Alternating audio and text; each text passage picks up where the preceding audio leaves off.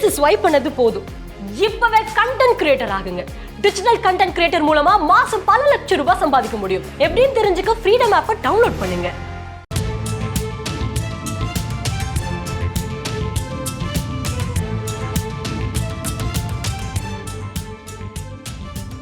பல்லாவரத்தில் குடிநீரில் கழிவுநீர் கலந்ததால் 2 பேர் உயிரிழந்ததாக குற்றச்சாட்டு எழுந்த நிலையில் தாம்பரம் மாநகராட்சி 13வது வார்டு பகுதியில் குடிநீர் பகிர்மான குழாய்களை கழட்டி தூய்மைப்படுத்தும் பணியில் மாநகராட்சி ஊழியர்கள் ஈடுபட்டு வருகின்றனர். இது தொடர்பான விரிவான விவரங்களை செய்தியாளர் மீரான் வழங்க கேட்கலாம். மீரான், வணக்கம்.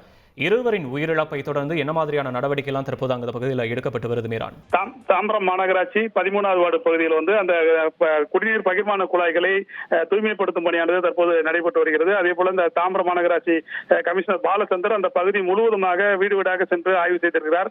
அந்த பகுதியில் அந்த குடிநீர் பாதிப்பு எந்தெந்த பகுதியில் ஏற்பட்டது, அந்த எந்தெந்த இடங்களில் அந்த பாதிப்புகள் ஏற்பட்டது தொடர்பாக தொடர்ந்து அந்த பகுதி முழுவதுமாக மாநகராட்சி ஊழியர்கள் தீவிரமான அந்த தூய்மை பணியில் ஈடுபட்டு வருகிறார்கள். அந்த 13வது வார்டு மற்றும் கண்டோன்மெண்ட் பகுதியில் 5 இடங்களில் மருத்துவ முகாம்களானது நடைபெற்று வருகிறது. அந்த கண்டோன்மெண்ட் பல்லாவரம் பகுதியிலும் அந்த மருத்துவ முகாம் நடைபெற்று வருகிறது.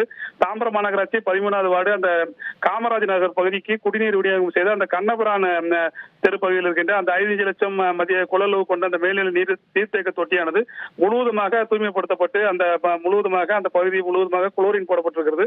அந்த குழாய் பகிர்மான குழாய் முழுவதும் கலட்டி அந்த பகிர்மான குழாய்களிலும் குளோரின் பவுடர்களை மாநகராட்சி ஊழியர்கள் தற்போது போட்டு வருகிறார்கள்.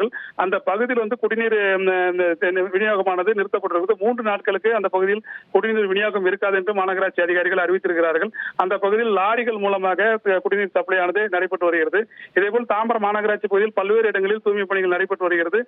சுத்தமான குடிநீர் பொதுமக்களுக்கு வழங்கப்பட்டு வருகிறது. பொதுமக்கள் எந்த ஒரு பரபரப்பும் அடைய வேண்டாம். குடிநீரில் ஏதாவது கலங்களாக தண்ணீர் வந்தால் உடனடியாக மாநகராட்சிக்கு தகவல் தெரிவிக்க வேண்டும் ஒரு தகவலை மாநகராட்சி கமிஷனர் பாலச்சந்தர் தெரிவித்திருக்கிறார். விவரங்களுக்கு நன்றி மீரான்.